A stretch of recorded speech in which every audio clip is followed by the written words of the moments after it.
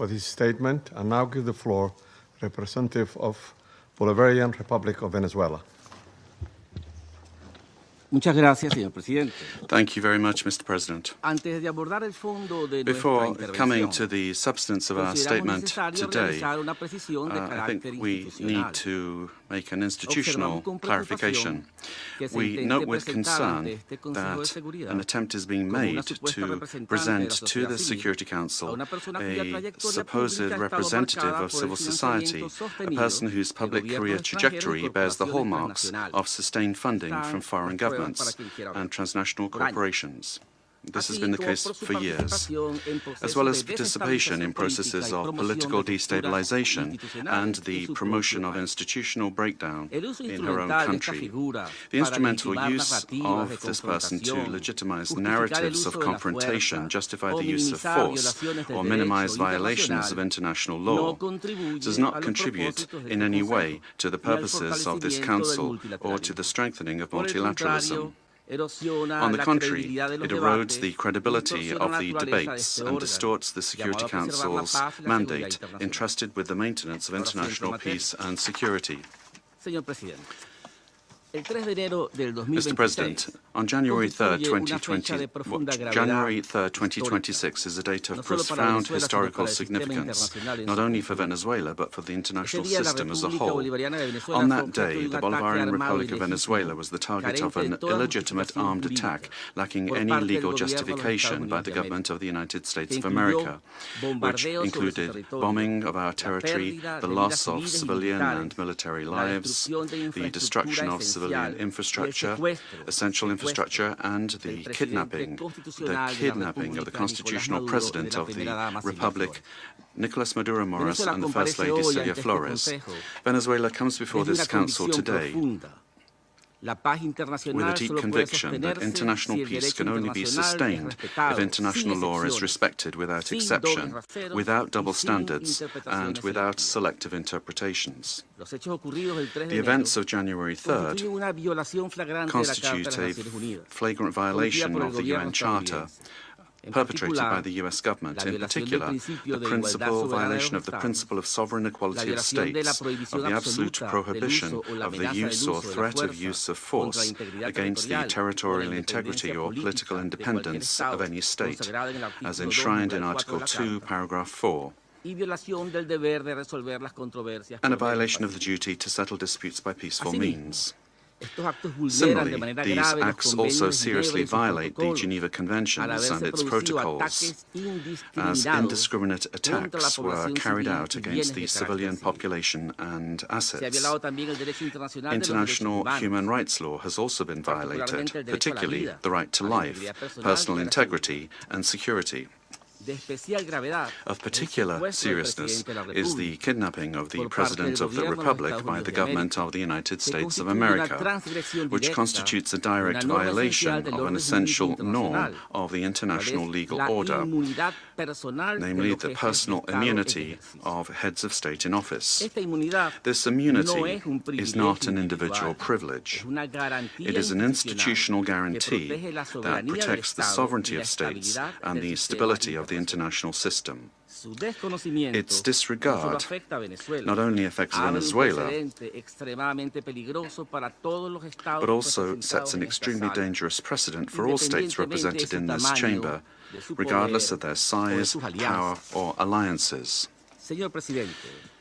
Mr. President, General Assembly Resolution 3314 clearly defines as an act of aggression the bombing of the territory of one state by the armed forces of another state, as well as the invasion or occupation, even without formal annexation. The events we are denouncing here unequivocally fit this definition.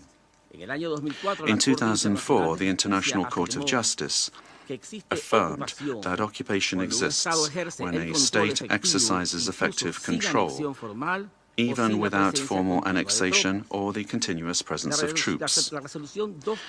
Security Council Resolution 242, for its part, emphasizes that the acquisition of territory by force is inadmissible, while General Assembly Resolution 2625 establishes that the territory of a state shall not be subject to military occupation as a result of the use of force in contravention of the UN Charter.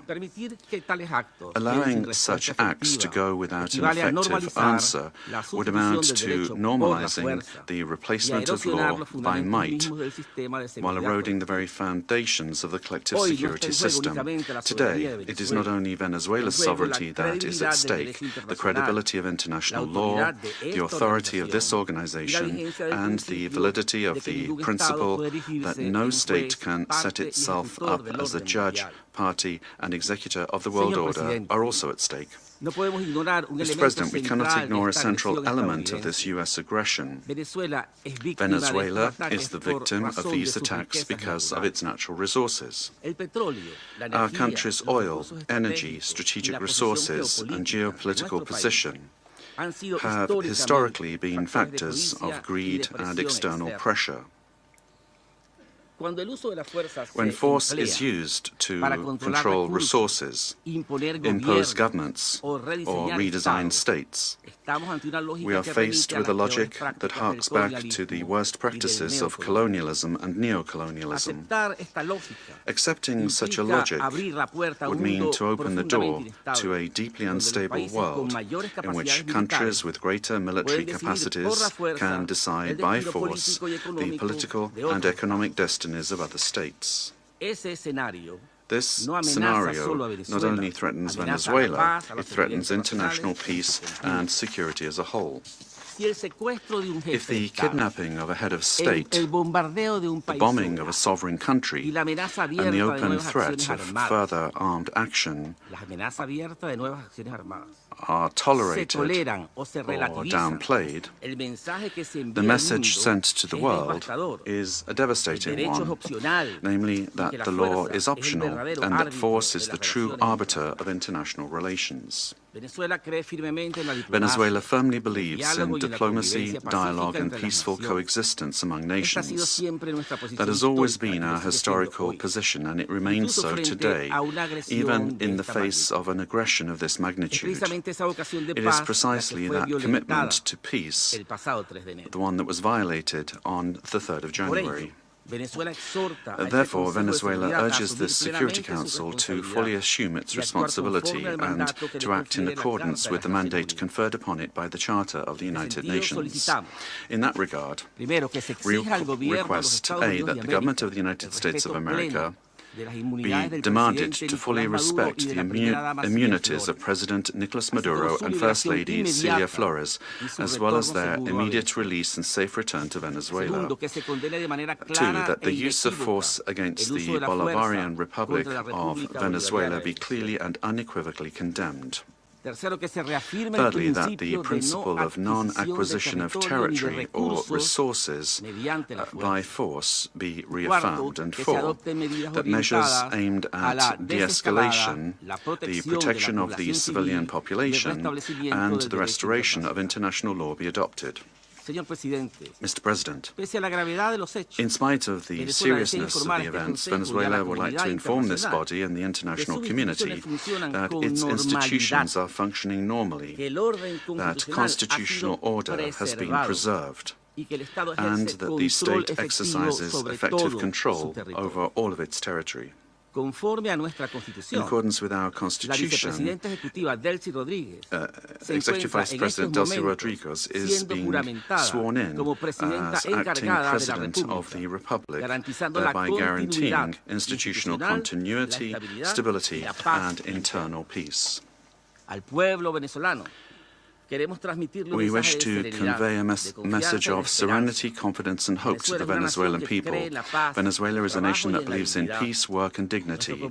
Our commitment is to diplomacy and law, and the law is firm and unwavering. We defend our sovereignty without renouncing our values. We bet on dialogue without accepting imposition. We believe in a future of coexistence, development, and mutual respect among nations. We trust that the Security Council will rise to the historic moment facing humanity and choose the path of legality, collective responsibility, and peace. Thank you very much, Mr. President.